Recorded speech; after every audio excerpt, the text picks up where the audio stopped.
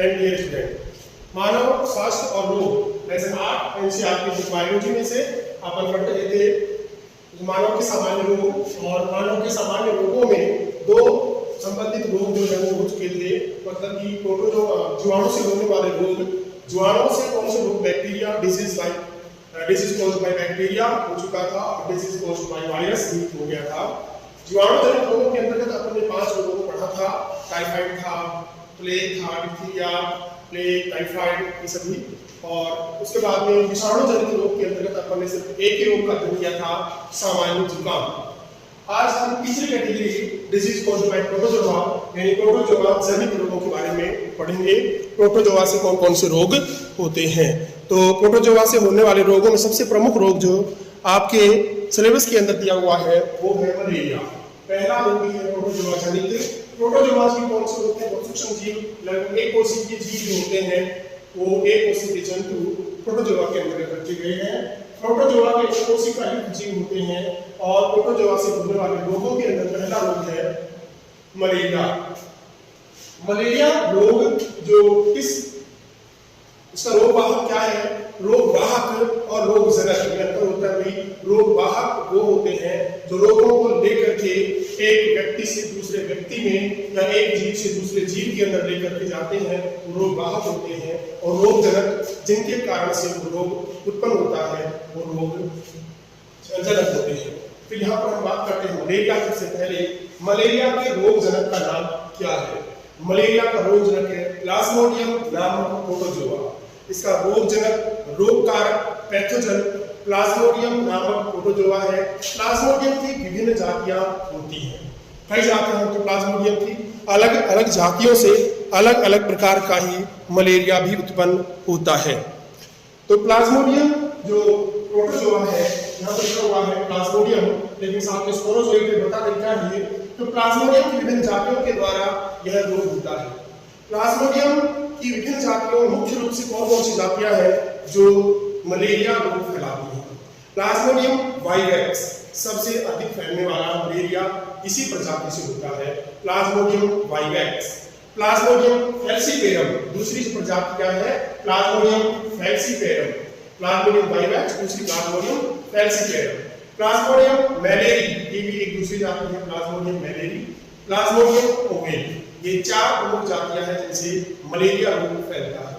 वाहक इस रोग का मादा एनोफिलीज मच्छर होती है। मादा एनोफिलीज मच्छर, यहाँ पर मच्छर बना हुआ है, ये रहा। तो मादा एनोफिलीज मच्छर जो है, मादा एनोफिलीज मच्छर इस रोग की वाहक होती है। नर एनोफिलीज मच्छर वाहक नहीं होती, क्योंकि उसके अंदर भेदने वाले अर्थात मनुष्य की त्वचा को भेदने वाले मुखांग नर के अंदर अनुपस्थित होते हैं, इसलिए नर एनोफिलीज वाहक नहीं होती। मादा नहीं होता, मादा एनोफिलीज मच्छर में इस रोग की वाहक होती है। ध्यान रखिएगा, मलेरिया रोग किस परजीवी से होता है, यानी रोग कारक क्या है, तो प्लाज्मोडियम की विभिन्न जातियां हैं, और मलेरिया रोग का वाहक कौन है, मादा एनोफिलीज मच्छर। तो ये ध्यान रखिएगा, कभी आप मलेरिया का रोग कारक पूछे आप मादा एनोफिलीज लिख दें वो गलत होगा। रोग कारक प्लाज्मोडियम की विभिन्न जातियां हैं, प्लाज्मोडियम नामक प्रोटोजोआ है, और वाहक मादा एनोफिलीज मच्छर। इस रोग के प्रभावित अंग जो है वो कौन कौन से अंग प्रभावित होते हैं मनुष्य के। सबसे अधिक प्रभावित होने वाले अंग यकृत और आरबीसी होते हैं, क्योंकि प्लाज्मोडियम जो अपना जीवन चक्र है वो मनुष्य की यकृत कोशिकाओं और आरबीसी कोशिकाओं के अंदर कंप्लीट करता है, पूर्ण करता है। उसका जीवन चक्र की एलैंगिक अवस्थाएं मुख्य रूप से यकृत और आरबीसी में संपन्न होती है, इसलिए सबसे अधिक प्रभावी अंग यकृत और आरबीसी होता है। साथ ही साथ आरबीसी का निर्माण प्लीहा के अंदर आरबीसी इकट्ठी भी रहती है, अतः स्प्लीन या प्लीहा भी इस रोग से इन्फेक्टेड या संक्रमित होता है। लक्षण क्या है मलेरिया रोग के, 48 से 78 घंटे में कंपकपी युक्त बहुत अधिक तीव्र ठंड के साथ में कंपकपी युक्त ठंड के साथ बुखार का चढ़ना, तो अत्यधिक बुखार आ जाता है, तेज बुखार चढ़ना इस रोग का मुख्य लक्षण है। 48 या 72 घंटे बाद इस रोग की या बुखार की कंपकपी युक्त तेज सर्दी के साथ बुखार आने की पुनरावृत्ति जो है वो 72 या 48 घंटे के बाद होती है। अब 72 48 घंटे क्यों, दोनों क्यों दिए हैं, अलग अलग प्रकार की प्रजातियों से। देखिए प्लाज्मोडियम की 4 प्रजातियां बताइए आपको, plasmodium vivax, plasmodium falciparum, plasmodium malariae और प्लाज्मोडियम ओवेम। तो अलग अलग प्रजातियों से अलग अलग प्रकार का मलेरिया होता है और उनका जो बुखार चढ़ने का काल है, समय वो भी अलग अलग है। तो लगभग 48 या 72 घंटे के अंदर में कम के तेज बुखार आता है। प्लाज्मोडियम फैल्सिफेरम द्वारा, जो प्लाज्मोडियम फैल्सिफेरम है,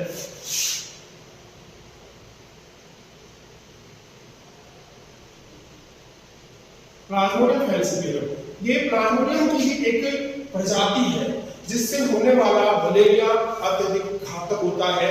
इससे होने वाले मलेरिया को, बुखार को मैलिग्नेंट फीवर कहते हैं। मैलिग्नेंट फीवर कहते हैं।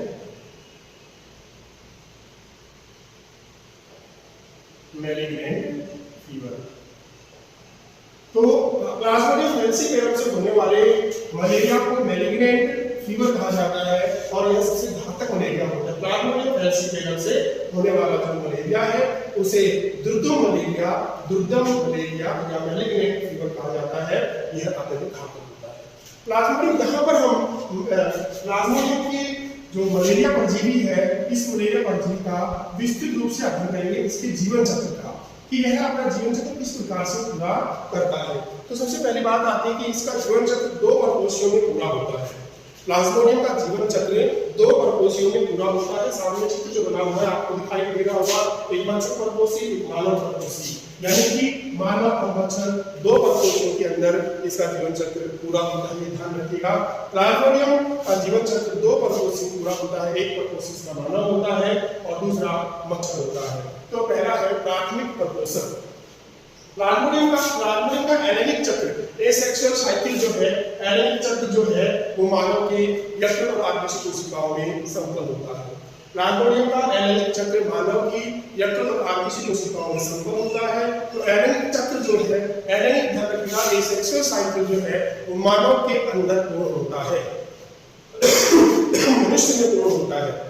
इस क्रिया में मनुष्य के यकृत व रक्त की आरबीसी के अंदर एडेनिक चक्र की विभिन्न अवस्थाएं चलती हैं।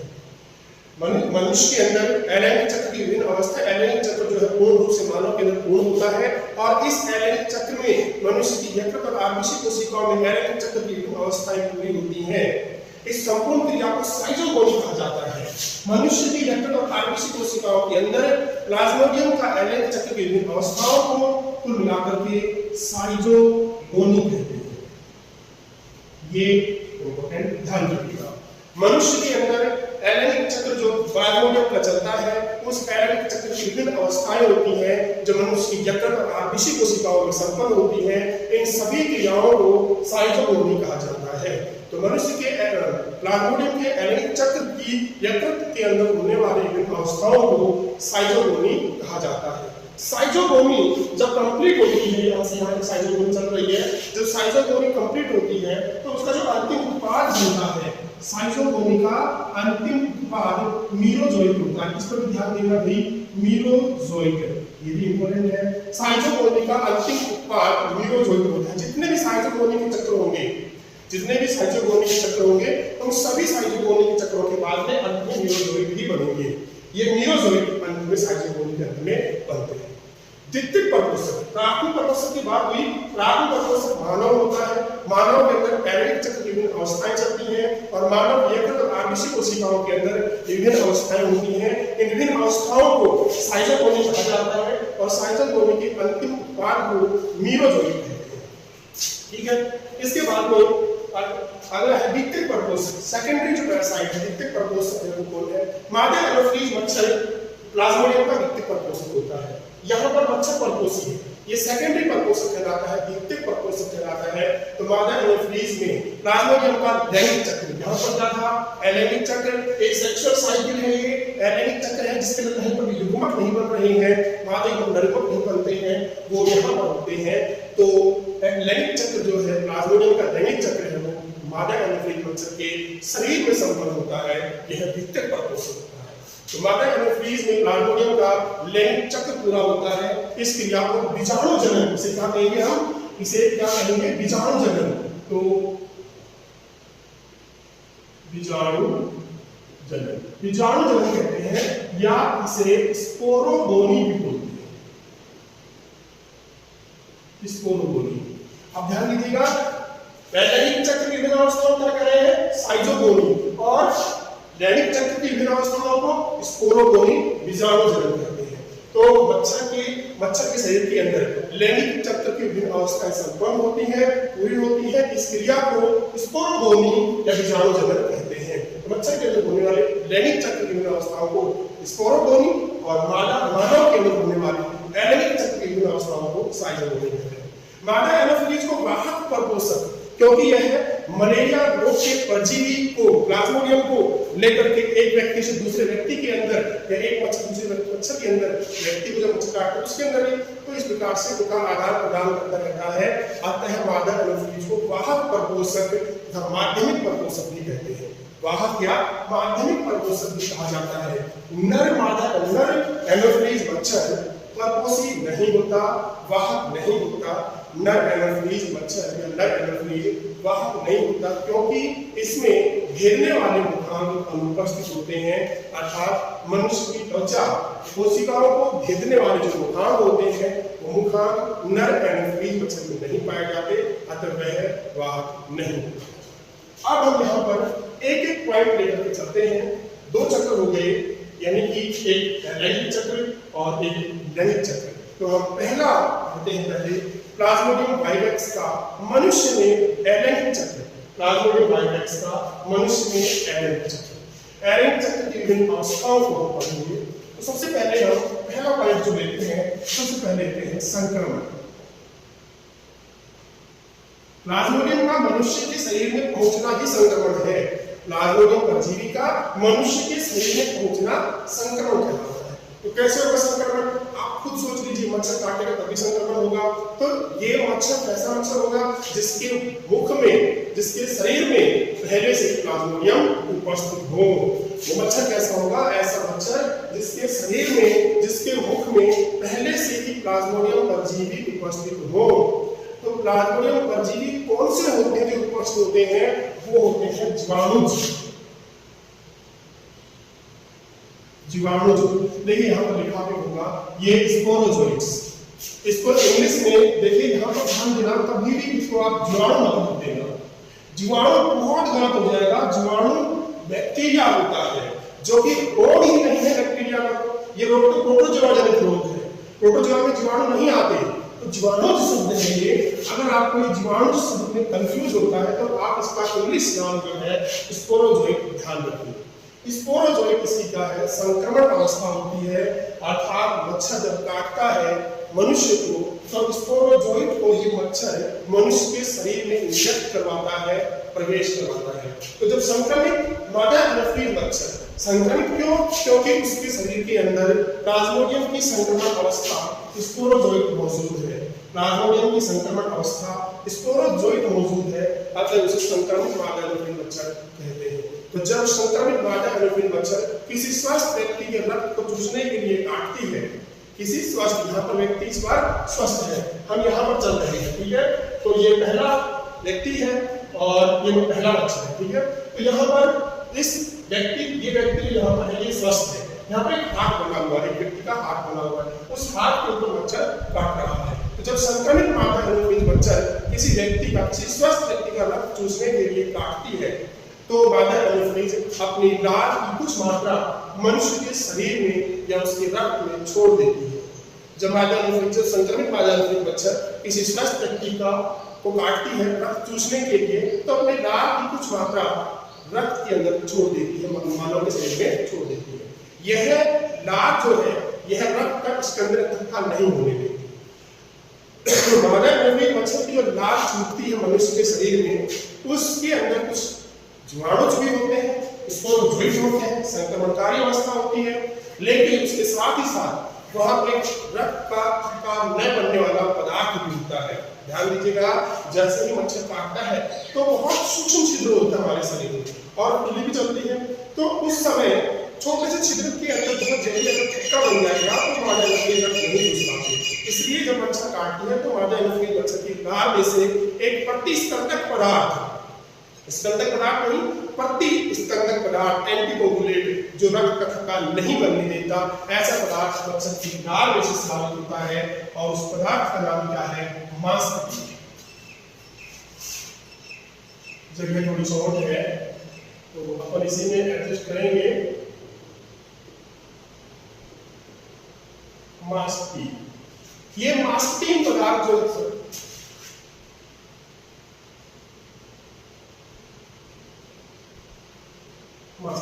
तो जब मच्छर की लार मनुष्य के अंदर छोड़ी जाती है तो उस लार के साथ साथ एक पट्टी इसके अंदर पदार्थ मांसपेशी में छोड़ा जाता है जो मनुष्य के रक्त का इसके अंदर नहीं होने देता और मच्छर आसानी से मनुष्य का रक्त चूसते रहता है। मादा एनाफिलीज मच्छर की लार के अंदर ही हजारों जीवाणुज यानी स्पोरोजोइट होते हैं। हजारों जीवाणुज या स्पोरोजोइट होते हैं जो मनुष्य के शरीर में प्रवेश कर जाते हैं। मच्छर की लार के अंदर ही हजारों की संख्या में स्पोरोजोइट या जीवाणुज होते हैं जो मनुष्य के शरीर में प्रवेश कर जाते हैं। मनुष्य के शरीर में स्पोरोजोइट का प्रवेश करना निवेशन कहलाता है। क्या कहलाता है? निवेशन। तो मनुष्य जब संक्रमित मादा एनाफिलीज मच्छर किसी स्वस्थ व्यक्ति को काटती है रक्त चूसने के लिए तो अपनी लार की कुछ मात्रा मनुष्य के शरीर के अंदर छोड़ देती है। लार के अंदर एक प्रतिस्कंदन पदार्थ होता है मांसपेशी जो कि मनुष्य के रक्त को स्कंदित नहीं होने देता, जमने नहीं देता। इस समय मादा एनाफिलीज मच्छर की लार में अनेकों संख्या में, हजारों की संख्या में स्पोरोजोइट या जीवाणु होते हैं और उन जीवाणु का मनुष्य के शरीर में प्रवेश करना निवेशन कहलाता है। इसके बाद में आता है स्पोरोजोइट अवस्था। सेकंड जो टॉपिक है, दूसरा, पहला संक्रमण, दूसरा स्पोरोजोइट। क्या है स्पोरोजोइट? तो यहाँ पर एक जीवाणु जो स्पोरोजोइट का चित्र बना हुआ है, हंसिया के आकार के, नुकीले दोनों तरफ से हंसिया के आकार के स्पोरोजोइट होते हैं। तो स्पोरोजोइट क्या है? यह प्लाज्मोडियम की संक्रमणकारी अवस्था है। ये ध्यान रखिएगा, बहुत बार पूछ लेते हैं कॉम्पिटिशन एग्जाम के अंदर कि प्लाज्मोडियम की संक्रमणकारी अवस्था कौन सी है? तो स्पोरोजोइट है संक्रमणकारी अवस्था। तो यह प्लाज्मोडियम की प्रथम संक्रमण अवस्था होती है। स्पोरोजोइट कैसे होते हैं? हम स्पोरोजोइट के बारे में जानते हैं। स्पोरोजोइट सूक्ष्म हंसिया आकार के होते हैं, बहुत छोटे हंसिया आकार के होते हैं। ये गतिशील होते हैं, ये गति करते हैं रक्त के अंदर। कौन सी गति होती है आगे बताएंगे, रिंगलिंग गति क्या होती है। तथा इनकी लंबाई क्या होगी? इनकी लंबाई 14 माइक्रोन होती है, 14 म्यू होती है और चौड़ाई जो होती है वो 1 म्यू के लगभग होती है। तो 14 म्यू लंबाई होती है और 1 म्यू इनकी चौड़ाई होती है। यह बाहर से तनुतक या पेलिकल, देखिए लिखा हुआ है पेलिकल या तनुतक। यह बाहर से पेलिकल या तनुतक नामक कठोर आवरण के द्वारा घिरे रहते हैं। बाहर से पेलिकल या तनुतक नामक कठोर आवरण द्वारा घिरे रहते हैं। यह कठोर आवरण मनुष्य के यकृत की कोशिकाओं के द्वारा और रक्त कोशिकाओं के द्वारा छोड़े जाने वाले एंजाइमों के द्वारा भी नष्ट नहीं होता है। यह पेलिकल एक सुरक्षा आवरण है स्पोरोजोइट का, जिससे यह विभिन्न एंजाइमों के द्वारा इसका अपघटन नहीं होता है। यह पेलिकल 3 स्तरों का बना होता है। अपन ने स्तर नहीं बनाया, कोई बात नहीं, प्रचलित होते हैं, इसी में लाइन में बना लीजिए। 3 स्तरों का बना होता है। इसमें एक बड़ा केंद्रक होता है। प्लाज्मोडियम कि स्पोरोजोइट के अंदर एक बड़ा केंद्रक भी होता है। केंद्रक बड़े आकार का होता है और ये 1 माइक्रो जितने चौड़े होते हैं। तो एक बड़ा केंद्रक और एक माइटोकॉन्ड्रिया। पेलिकल के अंदर की तरफ यानी स्पोरोजोइट के अंदर एक बड़ा केंद्रक होता है, ये केंद्रक बना हुआ है, ब्लू कलर से बना रखा है। एक माइटोकॉन्ड्रिया होता है, एक ही माइटोकॉन्ड्रिया होता है जो मैंने हरे रंग से बना रखा है। पेलिकल या तनुतक आवरण के अंदर की ओर, पेलिकल या तनुतक आवरण के अंदर की ओर अनेक माइक्रोट्यूब्यूल्स यानी सूक्ष्म नलिकाएं, माइक्रोट्यूब्यूल्स यानी सूक्ष्म नलिकाएं पाई जाती हैं, जिनकी संख्या प्रत्येक जाति में भिन्न भिन्न होती है। अनेक माइक्रोट्यूब्यूल्स या सूक्ष्म नलिकाएं पाई जाती हैं। इन सूक्ष्म नलिकाओं की संख्या प्लाज्मोडियम की विभिन्न जातियों में अलग अलग होती है। वैसे आपको बता दें, प्लाज्मोडियम वाइवेक्स का हम जीवन चक्र पढ़ रहे हैं। यहाँ पर प्लाज्मोडियम वाइवेक्स का जीवन चक्र पढ़ रहे हैं। प्लाज्मोडियम की 4 जातियों में से प्लाज्मोडियम वाइवेक्स का जीवन चक्र है। तो प्लाज्मोडियम वाइवेक्स के अंदर इन माइक्रोट्यूब्यूल्स की संख्या जो होती है वो 11 होती है।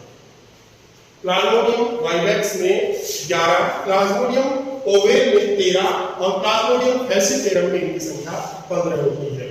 माइक्रोट्यूब्यूल्स माइक्रोट्यूब्यूल्स यानी सूक्ष्म नलिकाओं की संख्या प्लाज्मोडियम की अलग-अलग प्रजातियों के अंदर अलग-अलग होती है। प्लाज्मोडियम बाइवैक्स में 11, प्लाज्मोडियम ओवेल में 13 और प्लाज्मोडियम डेल्सिफेरम में 15 होती है। सूक्ष्म नलिका का क्या महत्व है? माइक्रोट्यूब्यूल्स या सूक्ष्म नलिकाओं की क्या आवश्यकता है? तो माइक्रोट्यूब्यूल्स या सूक्ष्म नलिकाओं की सहायता से स्पोरोजोइट गति करता है। स्पोरोजोइट गति में सहायता करती है माइक्रोट्यूब्यूल्स। स्पोरोजोइट की गति को कौन सी गति कहते हैं? रिंगलिंग गति कहते हैं। रक्त के अंदर यह रिंगलिंग गति करते हैं। स्पोरोजोइट रक्त में रिंगलिंग गति करते हैं, अर्थात ये रक्त नलिकाओं के साथ साथ रक्त के तरल में लुढ़कते रहते हैं। रहते हैं जैसे कि नदी के अंदर बहते हुए नदी के पानी में पत्थर उड़ते रहते हैं, गोल पत्थर होते हैं, इस प्रकार से लुढ़कती हुई गति रिंगलिंग गति कहलाती है। तो रक्त के अंदर इनकी रिंगलिंग गति होती है। स्पोरोजोइट की आंत शेप पर छोटा छिद्र पाया जाता है। स्पोरोजोइट के आंत शेप पर छोटा छिद्र पाया जाता है। इस छोटे छिद्र को माइक्रोपाइल कहते हैं और इस माइक्रोपाइल को घेरने के लिए कुछ 3 या 3 से अधिक संकेंद्री वलय होती हैं जो केंद्र से इसको घेरे रहती हैं। यह 3 या 3 से अधिक माइक्रोपाइल नामक छिद्र है, वह 3 या 3 से अधिक संकेंद्री वलयों से बनी शीर्ष टोपी द्वारा ढका रहता है। इस शीर्ष टोपी के द्वारा यह ढका रहता है। शीर्ष टोपी जो से ढका हुआ होता है। 3 या 3 से अधिक संकेंद्री वलय होते हैं। माइक्रोपाइल से जुड़े एक जोड़ी स्रावी अंगक होते हैं। माइक्रोपाइल से जुड़े हुए एक जोड़ी युग्मित अंतःस्रावी अंगक होते हैं। युग्मित अंतःस्रावी, युग्मित बोल सकते हो या सिर्फ स्रावी अंगक या अंतःस्रावी अंगक होते हैं। तो एक जोड़ी युग्मित अंतःस्रावी अंगक पाए जाते हैं। ये क्या कार्य होते हैं? इनके अंदर अपघटनीय एंजाइम भरे होते हैं, अर्थात ऐसे एंजाइम जो यकृत कोशिकाओं की भित्ति को और आरबीसी कोशिकाओं को भेद दे। तो इनके अंदर ऐसे एंजाइम भरे होते हैं, अपघटनीय एंजाइम भरे होते हैं जो स्पोरोजोइट की यकृत कोशिकाओं को भेदने में सहायता करते हैं। स्पोरोजोइट की यकृत कोशिकाओं को भेदने में सहायता करने वाले युग्मित स्रावी अंगक होते हैं। ये था स्पोरोजोइट का वर्णन। ध्यान रखिएगा, फिर से एक बार देख लीजिए। स्पोरोजोइट जो प्लाज्मोडियम की संक्रमणकारी अवस्था होती है, यह एक हंसिया या सूक्ष्म आकार की हंसिया आकार की संरचना होती है जिसकी लंबाई 14 न्यू और चौड़ाई 1 न्यू होती है। इसके अंदर एक बड़ा केंद्रक और एक माइटोकॉन्ड्रिया पाया जाता है। अंतर्पटलीय जालिकाएं को किया, यह एक कठोर पेलिकल या तनुकंप नामक आवरण से घिरा रहता है। यह तनुकंप आवरण कठोर होता है, 3 या 3 से अधिक स्तरों का बना होता है जो कि स्पोरोजोइट का जल्दी से अपघटन नहीं होता। इसके बाद में इसके शीर्ष पर स्पोरोजोइट के शीर्ष के ऊपर एक छोटा छिद्र पाया जाता है जिसे माइक्रोपाइल कहा जाता है। इस माइक्रोपाइल को संकेंद्र रूप से घेरे हुए 3 या 3 से अधिक संकेंद्री वलय होती हैं जो शीर्ष टोपी के रूप में माइक्रोपाइल को ढके रहती हैं। माइक्रोपाइल से ही कुछ माइक्रोट्यूब्यूल्स और सूक्ष्म नलिकाएं निकलती हैं। ये सूक्ष्म नलिकाएं अलग-अलग जाति में अलग-अलग होती हैं। माइक्रोपाइल के पास से युग्मित स्रावी अंगक निकलते हैं। युग्मित स्रावी अंगक अपघटनीय एंजाइमों का स्राव करते हैं। ये अपघटनीय एंजाइम स्पोरोजोइट को यकृत और आरबीसी कोशिकाओं को घेरने में सहायता करते हैं। यकृत और आरबीसी कोशिकाओं को घेरने में सहायता करते हैं। स्पोरोजोइट की रक्त के अंदर रिंगलिंग गति होती है। इसका कारण होता है माइक्रोट्यूब्यूल्स। माइक्रोट्यूब्यूल्स सूक्ष्म नलिकाओं के कारण से स्पोरोजोइट रक्त में रिंगलिंग गति करता है। तो स्रावी अंगक के बारे में हो गया और ये सभी ये था प्लाज्मोडियम बाइवैक्स की स्पोरोजोइट अवस्था का वर्णन। इसके बाद हम अगला टॉपिक पढ़ते हैं यकृत में साइजोग्नोमी, क्योंकि हमें साइजोग्नोमी कंप्लीट करना है, उसके बाद स्पोरोजोइट कंप्लीट करना है। तो यकृत में साइजोग्नोमी तीसरा टॉपिक, पहला टॉपिक क्या था? संक्रमण, दूसरा स्पोरोजोइट की संरचना स्पोरोजोइट, तीसरा यकृत में साइजोग्नोमी। तो हम पढ़ते हैं यकृत में साइजोग्नोमी।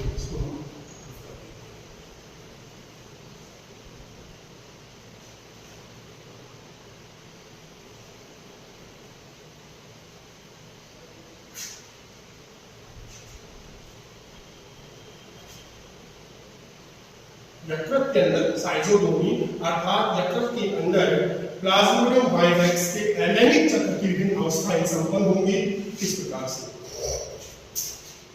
जब मादा एनाफिल फंक्शन के द्वारा स्पोरोजोइट मनुष्य के रक्त में छोड़े जाते हैं तो ये स्पोरोजोइट ये जीवाणु लगभग आधे घंटे तक मनुष्य के रक्त में ही घूमते रहते हैं। इस समय ये किसी कोशिका को संक्रमित नहीं करते, ना तो आरबीसी कोशिका को न यकृत कोशिकाओं को। तो स्पोरोजोइट लगभग आधे घंटे तक रक्त में रहने के बाद ये पहुंच जाने का यकृत कोशिका के अंदर। देखिए यहाँ पर ये एक हाथ स्वस्थ व्यक्ति था, उसको एक संक्रमित वायरस मच्छर ने काटा, स्पोरोजोइट प्रवेश करवा दिए। ये स्पोरोजोइट आधे घंटे तक लगभग 30 मिनट तक मनुष्य के रक्त में घूमते हुए पहुंच जाएंगे यकृत कोशिका में। यहाँ पर यकृत कोशिका है, लीवर सेल है, यकृत कोशिका है। यकृत कोशिकाओं में पहुंच जाते हैं। यकृत कोशिकाओं में क्यों जाते हैं? क्योंकि यकृत कोशिकाओं के अंदर ग्लाइकोजन इनका बहुत फेवरेट भोजन होता है। ग्लाइकोजन बहुत फेवरेट भोजन होता है। ग्लाइकोजन का ये भक्षण करते हैं।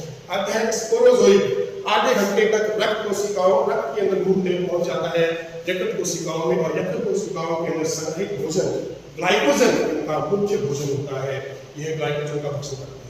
स्पोरोजोइट्स या जीवाणु यकृत में प्रवेश कर यकृत कोशिकाओं की कोशिका द्रव्य का भक्षण करते हैं। स्पोरोजोइट जो है यकृत कोशिकाओं में पहुंच करके यकृत कोशिकाओं की कोशिका द्रव्य का भक्षण करते हैं, उस कोशिका द्रव्य को खाते हैं, और उस कोशिका द्रव्य के अंदर ग्लाइकोजन संचित होता है तो उसका भोजन करते हैं ये, और भक्षण करके यह गोलाकार और बड़ा हो जाता है। यकृत कोशिकाओं के अंदर संचित भोजन ग्लाइकोजन का कोशिका द्रव्य का भक्षण करता है, और भक्षण करके यह स्पोरोजोइट बड़े आकार का हो जाता है, गोलाकार हो जाता है। लगभग इसका आकार कितना हो जाता है स्पोरोजोइट का? 40 से 45 म्यू हो जाता है। 40 से 45 म्यू आकार का होने के बाद इसे क्या कहेंगे? साइजोन कहते हैं। इसे साइजोन कहते हैं। यह साइजोन बड़े आकार का लगभग 40 से 45 म्यू आकार का गोलाकार संरचना है। अब इस साइजोन में क्या होगा? इसमें बहुविखंडन होगा। ध्यान दीजिएगा, यकृत के अंदर एलेनिक चक्र की विभिन्न अवस्थाएं पढ़ रहे हैं आप, तो एलेनिक चक्र के अंतर्गत ही एलेनिक चक्र की एक विधि होती है विखंडन, और विखंडन के अंदर दो मेथड होते हैं, एक द्विविखंडन और एक बहुविखंडन। पहले पाठ के अंदर हमने पढ़ा भी था, विखंडन का जो फिजन होता है उसकी दो अवस्थाएं होती हैं, एक द्विविखंडन और एक बहुविखंडन। द्विविखंडन बाइनरी फिजन जो होता है वो अमीबा के अंदर होता है, इससे एक अमीबा दो में टूट जाता है। लेकिन बहुविखंडन एक ही कोशिका अनेक टुकड़ों में टूट जाती है, उसे बहुविखंडन कहते हैं। प्लाज्मोडियम के अंदर बहुविखंडन होता है। तो स्पोरोजोइट यकृत कोशिकाओं में पहुंच करके ग्लाइकोजन और यकृत कोशिकाओं में कोशिका द्रव्य का भक्षण करके आकार में बड़े गोलाकार हो जाते हैं। आकार में बड़े गोलाकार होने के बाद इनको साइजोन कहते हैं। साइजोन में अब होता है मल्टीपल फ्यूजन, बहुविखंडन, और बहुविखंडन होने से क्या बनते हैं? क्रिप्टोमियोजोइट बनते हैं।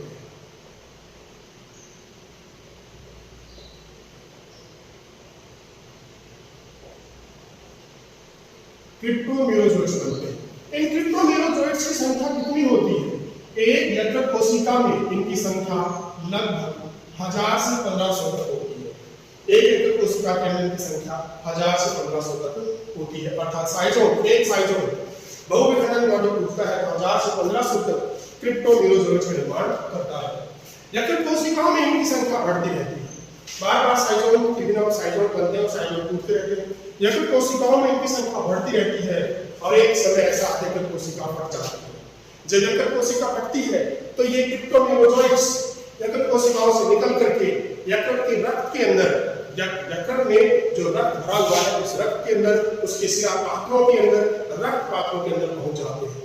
जब यकृत कोशिका लीवर सेल फटती है, यकृत कोशिका के फटने के बाद में ये क्रिप्टोमियोजोइट्स सिरा पात्रों में और रक्त पात्रों में मूव करके जाते हैं।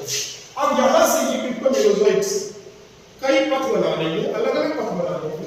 तो यहाँ पर कुछ न्यूरोजोइड जो है वो क्रिप्टोमियोजोइट्स आरबीसी को संक्रमित करेंगे, आरबीसी के अंदर पहुंचेंगे, आरबीसी, और कुछ क्या करेंगे?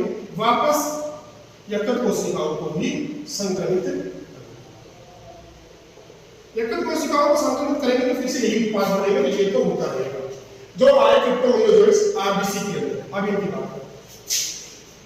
इन मुक्त जो आरबीसी में आए, इन मुक्त क्रिप्टोजोइट्स में से कुछ आरबीसी को संक्रमित करेंगे, वो रक्ताणु चक्र को चलाएंगे, एरिथ्रोसाइटिक साइकिल, रक्ताणु चक्र या एरिथ्रोसाइटिक साइकिल को शुरू कर देंगे।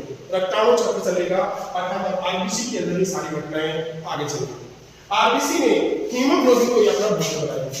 आरबीसी में किसको खाएंगे? ये हीमोग्लोबिन को खाएंगे। हीमोग्लोबिन जो प्रोटीन है उसको खाते हैं। आरबीसी में हीमोग्लोबिन को अपना भोजन बनाएंगे क्रिप्टोमिनोजोइड्स। तो आरबीसी में हीमोग्लोबिन को अपना भोजन बनाते हैं, आकार में बड़े हो जाते हैं, फिर से आकार में बड़े हो जाते हैं। क्रिप्टोमिनोजोइड्स आकार में बढ़ जाते हैं। क्रिप्टोमिनोजोइड्स जब आकार में बढ़ जाते हैं तो इन्हें क्या कहते हैं? इन्हें ट्रोफोजोइड कहते हैं।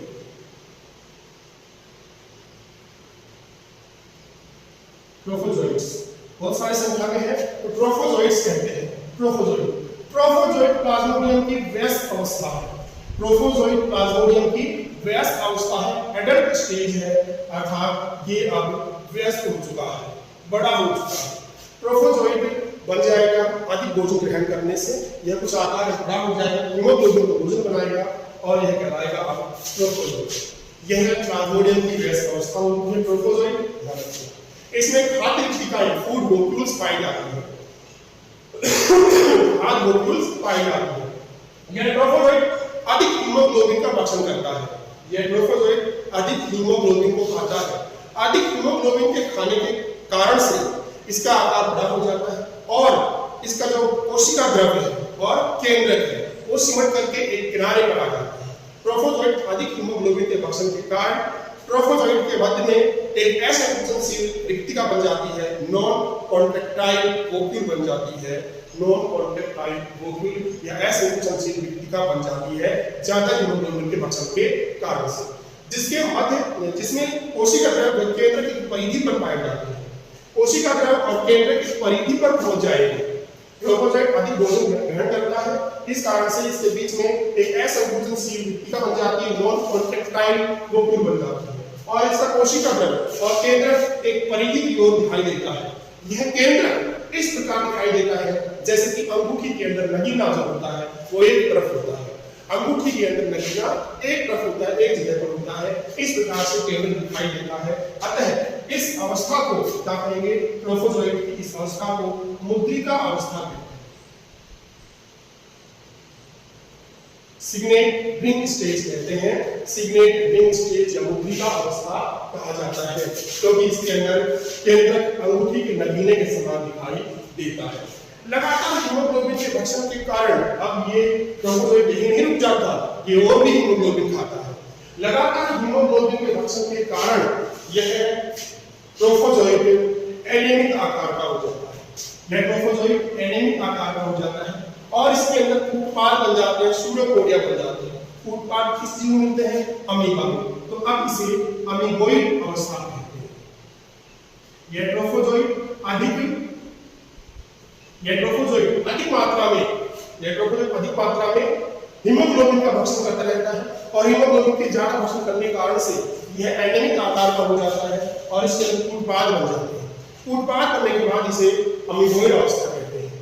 इसी समय क्या होगा? अमीबोइड अवस्था में कुछ समय बाद आरबीसी में गहरे भूरे रंग की कणिकाएं दिखाई देने लगती हैं। आरबीसी में गहरे भूरे रंग की कणिकाएं दिखाई देने लगती हैं। ध्यान रखना, इस कौन सी कणिकाएं होती हैं? इन कणिकाओं को हीमोजोइन कणिका, हीमोजोइन कणिकाएं कहते हैं। कुछ समय बाद आरबीसी के अंदर, क्योंकि सारी घटना आरबीसी में हो रही है, हम आरबीसी को लेकर चल रहे हैं। आरबीसी में हीमोग्लोबिन, ट्रोफोजोइड अवस्था, मुद्रिका अवस्था, अमीबोइड अवस्था, और अब क्या हो रहा है कि कुछ समय बाद आरबीसी के अंदर हीमोजोइन कणिकाएं दिखाई देती है। इन हीमोजोइन का निर्माण कैसे होता है? हीमोग्लोबिन के अंदर हीमोग्लोबिन से हीमोजोइन बनता है। यह अपचित हीमेटिन होता है, इसका पाचन नहीं होता। हीमोग्लोबिन के अंदर दो चीजें होती हैं, एक होता है ग्लोबिन प्रोटीन और एक होता है हीमेटिन। तो जो ग्लोबिन प्रोटीन होती है उसका तो पाचन हो जाता है, परंतु हीमेटिन का पाचन नहीं होता। इस हीमेटिन के अंदर Fe2 पॉजिटिव आयन होते हैं, लोहे के द्विसंयोजी आयन होते हैं। ये हीमोजोइन कणिकाएं आरबीसी के अंदर दिखाई देती हैं। गहरे भूरे रंग की कणिकाएं होती हैं जिन्हें हीमोजोइन कणिका कहते हैं। इन कणिकाओं का निर्माण अपचित हीमेटिन से होता है। अब अमीबोइड अवस्था में वृद्धि होने लगती है। अमीबोइड अवस्था अब और भी अधिक वृद्धि करने लगती है और वृद्धि करने के लिए यह एक बड़ा आकार लेती है। जब ये बड़ा आकार की हो जाती है, हीमोजोइन कणिका आरबीसी में दिखाई देती है अमीबोइड अवस्था आगे चल करके वृद्धि करती है और अवृद्धि करने के बाद जब ये वृद्धि करता है तो उसको फिर से क्या कहेंगे, साइजोन कहते हैं। साइजोन कहते हैं। साइजोन देखिए यहाँ पर भी था, साइजोन में क्या हुआ था, बहुविखंडन। यहाँ भी साइजोन है, अब भी यहाँ बहुविखंडन नहीं होगा, ठीक है। यहाँ भी साइजोन है, यहाँ भी क्या होगा, बहुविखंडन होगा। लेकिन इस समय ट्रिपल मेसोजोइक की अवस्था चल रही है। अमीबोइड वृद्धि होती है, वृद्धि होने पर यह साइजोन कहलाता है।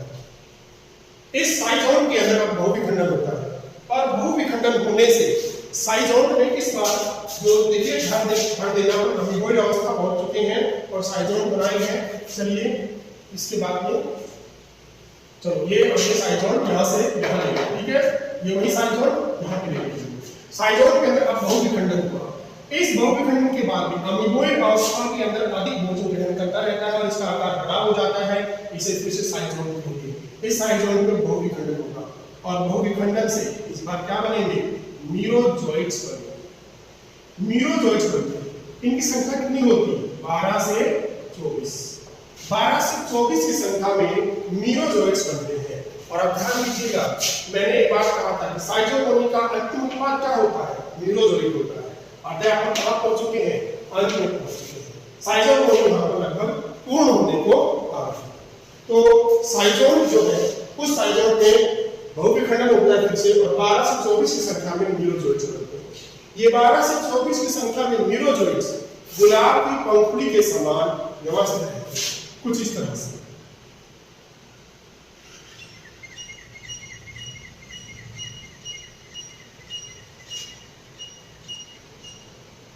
इस तरह से ये मीरोजोइट्स गुलाब की पंखुड़ी के समान या गुलाब की तरह व्यवस्थित रहते हैं। अतः मीरोजोइट्स की इस अवस्था को क्या कहते हैं, गुलाबवत अवस्था या रोजेट अवस्था, रोजेट अवस्था कहा जाता है। तो जब 12 से 24 की संख्या में मीरोजोइट्स बनते हैं तो ये मीरोजोइट्स गुलाब के समान व्यवस्थित रहते हैं, इसे रोजेट अवस्था कहते हैं। इसके बाद आरबीसी अब नष्ट होना शुरू हो जाती है क्योंकि हीमोजोइट कणिकाएं बन जाती हैं और मीरोजोइट्स बन जाते हैं। इसके बाद आरबीसी कणिका नष्ट होने लगती है, जिससे मीरोजोइट व हीमोजोइट जब आरबीसी कणिका टूटेंगे फटेंगे तो क्या होगा, ये मीरोजोइट्स और हीमोजोइट बाहर आ जाएंगे, रक्त में आ जाएंगे, जिससे मीरोजोइट व हीमोजोइट कणिकाएं प्लाज्मा में मुक्त हो जाती हैं और इसके साथ ही मलेरिया के लक्षण प्रकट होने लगते हैं। ध्यान दीजिएगा, मीरोजोइट्स जब आरबीसी कणिकाएं फटती हैं तो मीरोजोइट्स प्लाज्मा के अंदर मुक्त कर दिए जाते हैं और साथ ही साथ हीमोजोइट को मुक्त किया जाता है। हीमोजोइट के मुक्त होते ही रक्त के अंदर मलेरिया के लक्षण प्रकट होने लगते हैं, अर्थात बुखार आना, ठंड लगना शुरू हो जाता है। तो लगभग ये जो अवस्था होती है, यानी कि जब एक संक्रमित मच्छर स्वस्थ व्यक्ति को काटती है तो उस समय यकृत के अंदर विभिन्न प्रकार की अवस्थाएं चलती है और आरबीसी के अंदर एलएल चक्कर चलता है, मीरोजोइट बनते हैं। तब तक का समय होता है वो अलग अलग जाति में अलग अलग होता है। किसी में 14 डेज होता है, किसी प्रजाति में 10 दिन का होता है, किसी में 12 दिन का होता है। प्लाज्मोडियम वायरस का लगभग 10 दिन का उद्भवन काल या उस्वायन काल होता है, अर्थात प्लाज्मोडियम स्पोरोजोइट मनुष्य में संक्रमण करने के बाद 10 दिन के बाद पहली बार मलेरिया का बुखार चढ़ता है और इसके बाद अब इसकी पुनरावृत्ति होती रहती है। इस तरह से आगे देखते हैं क्यों होती है पुनरावृत्ति।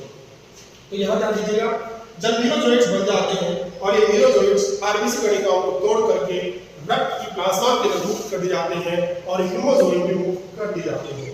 हीमोजोइन के अंदर Fe2 पॉजिटिव आयन होते हैं। इस Fe2 पॉजिटिव आयन के कारण ही कंपकपी युक्त ठंड लगती है, कंपकपी युक्त ठंड लगना शुरू हो जाती है। तो प्लाज्मोडियम संक्रमण से प्रथम लक्षण उत्पन्न होने वाली अवधि को, प्लाज्मोडियम संक्रमण से प्रथम लक्षण उत्पन्न होने वाली अवधि को यहाँ पर आकर प्रथम से उत्पन्न होते हैं, तो इस अवधि को उद्भवन काल या उस्वायन काल कहा जाता है। प्लाज्मोडियम वाइवैक्स में इसकी अवधि लगभग 10 दिन की है। तो लगभग संक्रमण के 10 दिन बाद प्लाज्मोडियम का पहला विकास या लक्षण प्रकट होने शुरू होते हैं। अब ध्यान दीजिए, यहाँ पर जब प्लाज्मोडियम की मीरोजोइक अवस्था मुक्त होती है, ये क्रम नहीं रुक जाता था। भाई एक बार आरबीसी कणिकाओं को संक्रमित किया, उनको तोड़ दिया, निकले मीरोजोइट्स। अब ये मीरोजोइट क्या करेंगे, ये मीरोजोइट्स वापस से नई आरबीसी कणिकाओं के अंदर पहुंच जाएंगे। और भी तो आरबीसी कणिकाएं, उन आरबीसी कणिकाओं के अंदर पहुंच जाएंगे। आरबीसी कणिकाओं के अंदर ये फिर से फर्स्ट रक्ताणु चक्र को दोहराएंगे, यानी वही प्रक्रम फिर चलेगा, वही प्रक्रम चलेगा।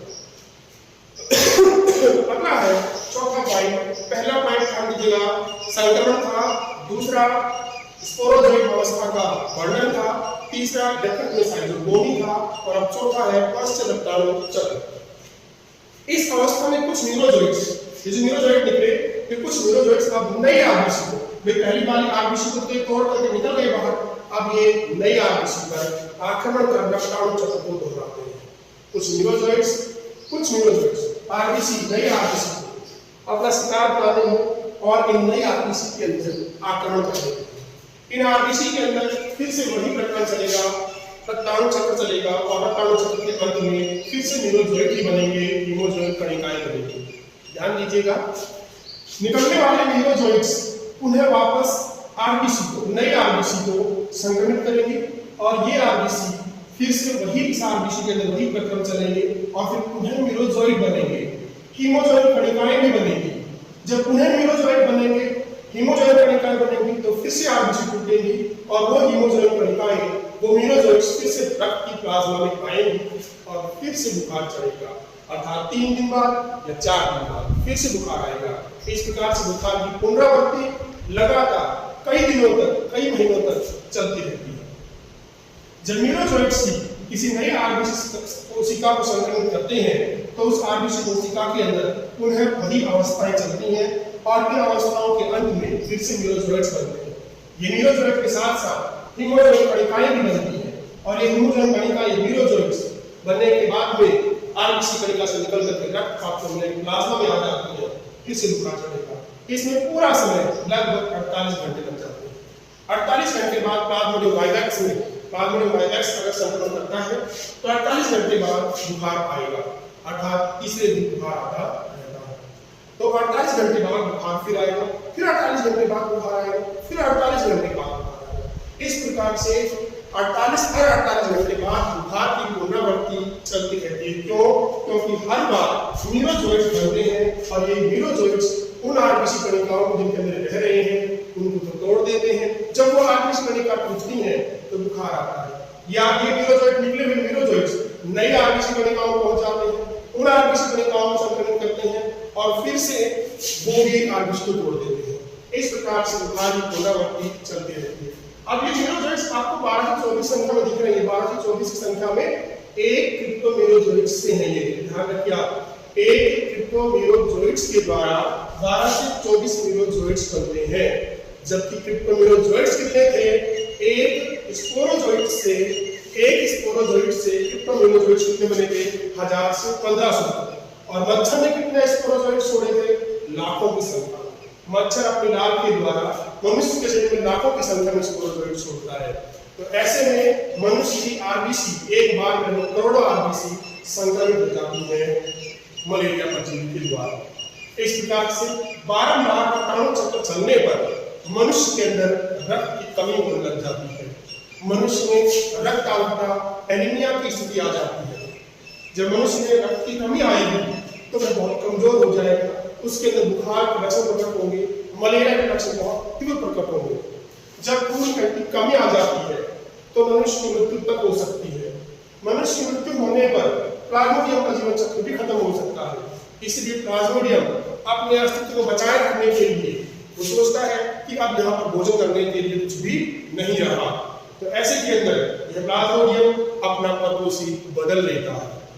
अपने अस्तित्व को बचाए रखने के लिए, अपनी नई संतानें उत्पन्न करने के लिए यह प्लाज्मोडियम अपना परपोषी बदल लेता है। यहाँ पर एक बात को ध्यान दीजिएगा, क्रिप्टोमेरोजोइट्स जो बने थे वो भी आरबीसी कणिकाओं को संक्रमित करते रहते हैं। मीरोजोइट्स हैं वो भी आरबीसी कणिकाओं को संक्रमित करते रहते हैं।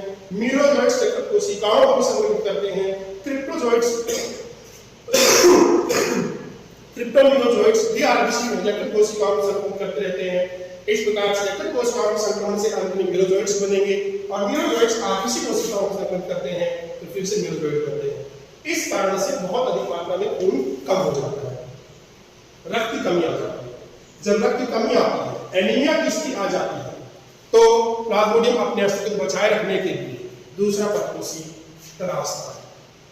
तो बारंबार जो न्यूरोजोइड्स हैं या न्यूरोजोइड्स निकले हैं या क्रिप्टोन्यूरोजोइड्स हैं, वो पुनः यकृत कोशिकाओं को फिर से संक्रमित करते हैं और फिर से साइजोगोनी को दोहराते रहते हैं।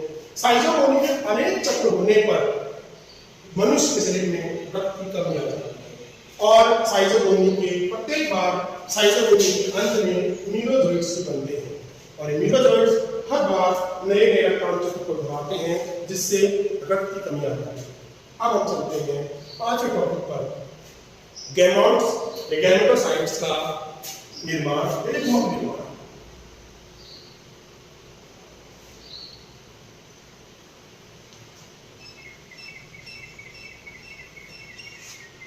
ये हमारा पहला उदाहरण, उसके अंदर पांचवा टॉपिक है गैमेट्स या गैमेटोसाइट का निर्माण।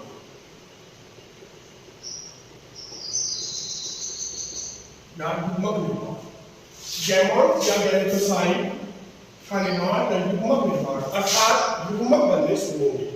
अब ध्यान दीजिएगा, जो गैमेट्स से युग्मक निर्माण है वो शुरू हो जाता है मानव के अंदर ही, अर्थात लैंगिक, ये युग्मक निर्माण की घटना किसका वो है, लक्षण है। युग्मक बनना लैंगिक चक्र की घटना है, अलैंगिक चक्र में युग्मक नहीं बनते हैं, अलैंगिक जनन में युग्मक नहीं बनते हैं। लैंगिक जनन के अंदर युग्मक बनते, युग्मक निर्माण की घटना जो है वो लैंगिक चक्र की घटना है। अतः लैंगिक चक्र की शुरुआत मनुष्य के शरीर के अंदर ही युग्मक निर्माण के समय ही हो जाती है, परंतु आगे की सारी अवस्था जो है अवस्थाएं वो मनुष्य के शरीर के अंदर संपन्न होती है। तो हम यहाँ पर युग्मक निर्माण कर लेते हैं। पहले साइटोगोनी के बहुत सारे चक्र पूरे होने के बाद में परजीवी की संख्या इतनी बढ़ जाती है, अर्थात प्लाज्मोडियम अपनी संख्या इतनी बढ़ा लेता है कि उसके पास में भोजन की कमी आ जाती है, जिससे रक्त के अंदर एनीमिया, रक्ताल्पता की स्थिति आ जाती है, जिसके कारण मनुष्य की मृत्यु तक हो जाती है। भोजन की कमी के कारण परजीवी, भोजन की कमी जब हुई है तो परजीवी अपने अस्तित्व को बचाने के लिए दूसरे पड़ोसी को पहुंचता है और उसका दूसरा पड़ोसी कौन है, मादा नकलीज मच्छर। परिणामस्वरूप साइटोगोनी लैंगिक चक्र के लिए या साइटोगोनी लैंगिक चक्र के लिए गैमेट्स युग्मक निर्माण शुरू कर देती है, गैमेटोसाइट्स का निर्माण प्रारंभ कर देती है। कुछ न्यूरोजोइड्स पर ध्यान दीजिएगा, देखिए न्यूरोजोइड जो है वो यकृत कोशिकाओं पर बेस करके अपने साइटोगोनी को दोहराते हैं। यहाँ पर भी बहुत सारे न्यूरोजोइड्स हैं, तो कुछ न्यूरोजोइड्स क्या करेंगे, वो साइटोगोनी से बाहर हो जाएंगे और साइटोगोनी से निकल करके वो युग्मक निर्माण करना शुरू कर देंगे। कुछ न्यूरोजोइड्स साइटोगोनी चक्र में प्रवेश करने के बजाय, कुछ न्यूरोजोइड्स साइटोगोनी चक्र में ऊर्जा से प्रवेश करने के बजाय लैंगिक अवस्थाओं में विकसित हो जाते हैं। लैंगिक जनन करने के लिए संरचनाएं बननी चाहिए, उन संरचनाओं के अंदर विकसित हो जाते हैं, जिन्हें गैमेटोसाइट्स या गैमेट्स कहते हैं। साइटोगोनी से निकल करके जो न्यूरोजोइड्स लैंगिक संरचनाओं के अंदर बनते हैं उन्हें गैमेटोसाइट्स या गैमेट्स कहते हैं।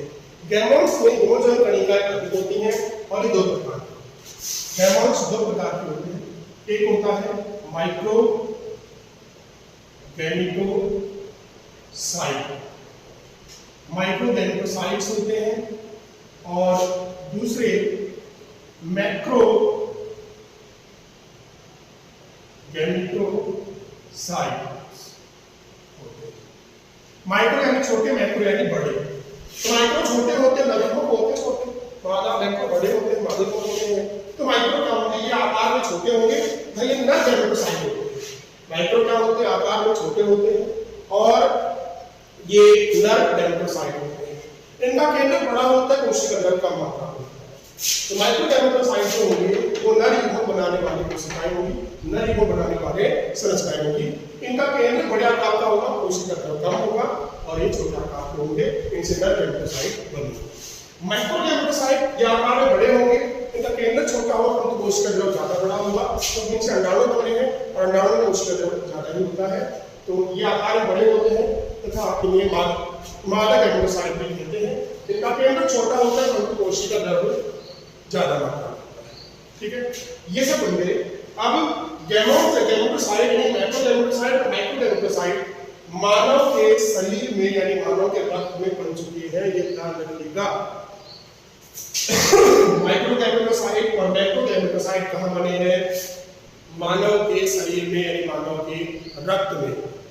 ये मानव कैसा मानव है? ये संक्रमित मानव है। ये मनुष्य क्या है? संक्रमित है, जिसके अंदर प्लाज्मोडियम की ये अवस्था मौजूद है। मैक्रोगैमेटोसाइट नर युग्म बनाने वाली और मैक्रोगैमेटोसाइट और माइक्रोगैमेटोसाइट दोनों ही मनुष्य के रक्त के अंदर मौजूद हैं। इनकी संख्या एक नहीं होती, बहुत सारे होते हैं।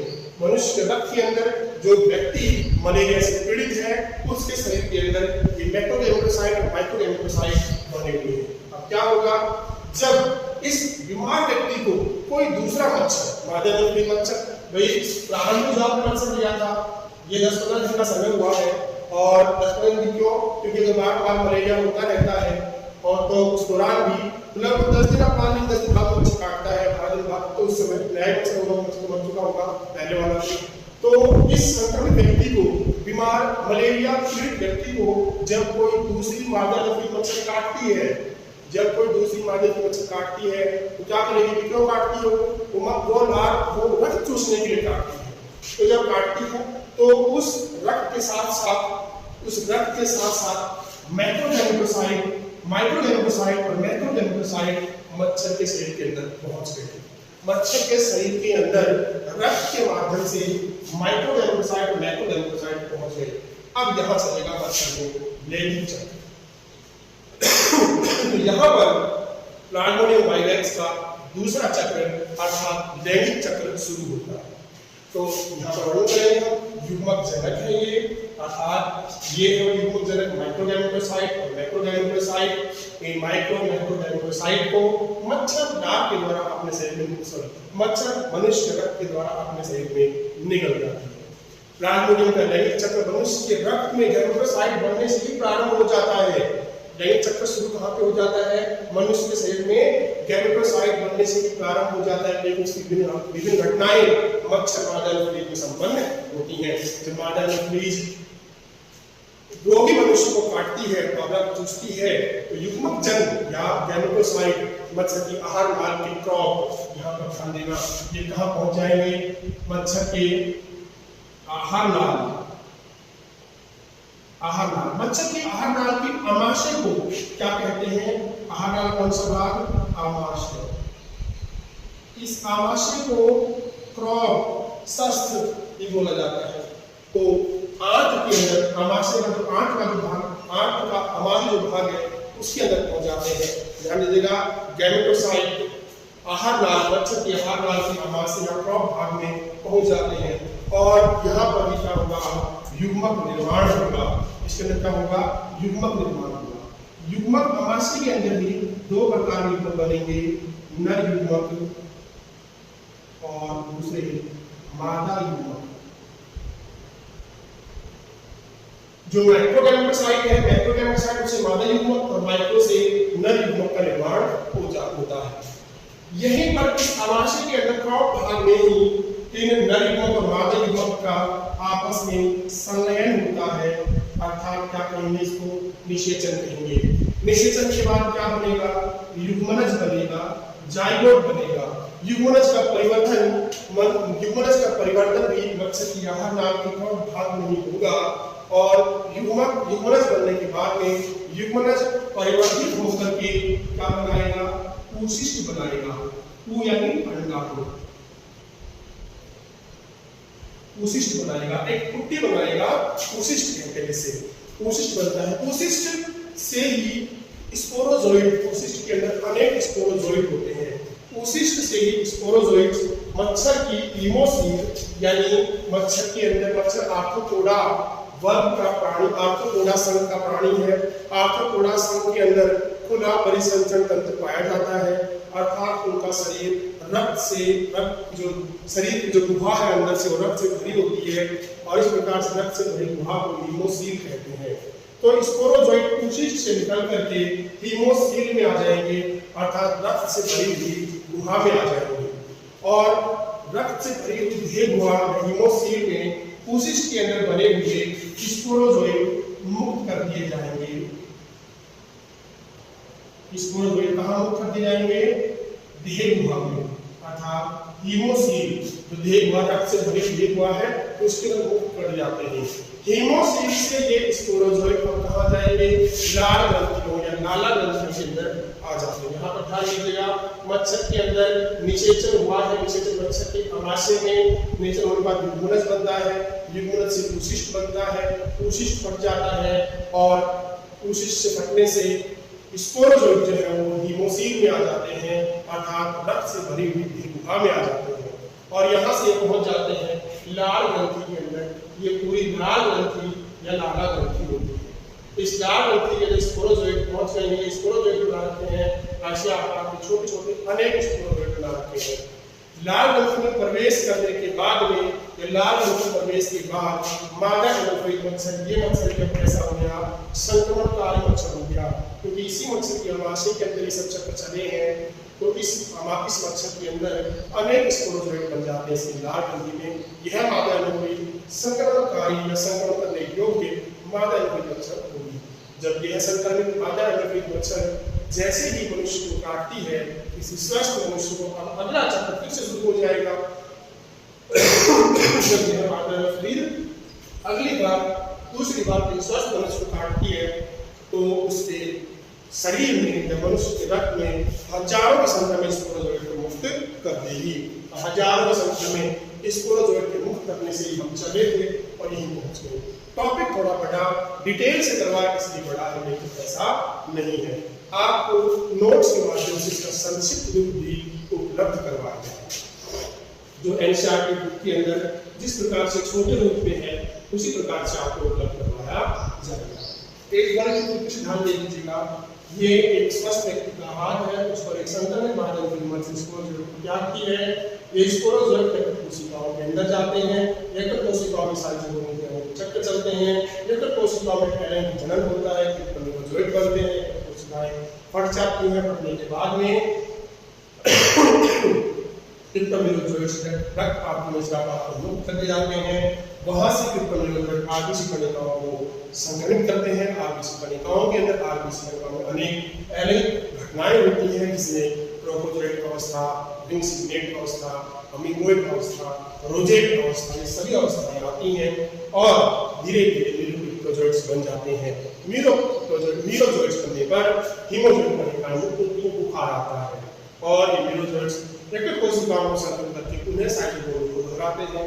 साइटोकोलिन के अनेक चक्र होने के बाद में रक्त की कमी या एनीमिया हो जाता है, तब इससे युग्मक निर्माण करने वाली कोशिकाएं बनती हैं, माइक्रोगैमेटोसाइट और मैक्रोगैमेटोसाइट। इनको कोई दूसरा मच्छर मादा एनोफोइड निगल लेती है, उसके शरीर में लैंगिक चक्र चलता है और लैंगिक चक्र से माइक्रोगैमेटोसाइट से युग्मक बनते हैं, मादा युग्मक, दोनों का संलयन कर युग्मनज बनते हैं। युग्मनज बनने पर उशिष्ट से हीमोसील में आ जाते हैं स्पोरोजोइड और हीमोसील से बाहर निकलते हैं, फिर से मादा एनोफोइड मच्छर संक्रमण हो जाती है। तो इस तरह से इस चित्र का आप यहाँ पर वर्णन भी देख सकते हो। आपको चित्र जब मिलेगा उस चित्र में हर जगह पर वर्णन साथ में लिखा हुआ मिलेगा, लेकिन बोर्ड पे जगह नहीं है कि आप वर्णन साथ में लिख दें, बहुत समय भी लगता है, बजट भी नहीं है, लेकिन आपको चित्र के अंदर वर्णन के साथ में मिलेगा और इसका संक्षिप्त रूप भी आपको मिलेगा। इसके बाद में आता है मलेरिया रोग के लक्षण और उसकी अवस्था। क्या क्या लक्षण है मलेरिया रोग? मलेरिया रोग के लक्षण और उसकी अवस्थाएं।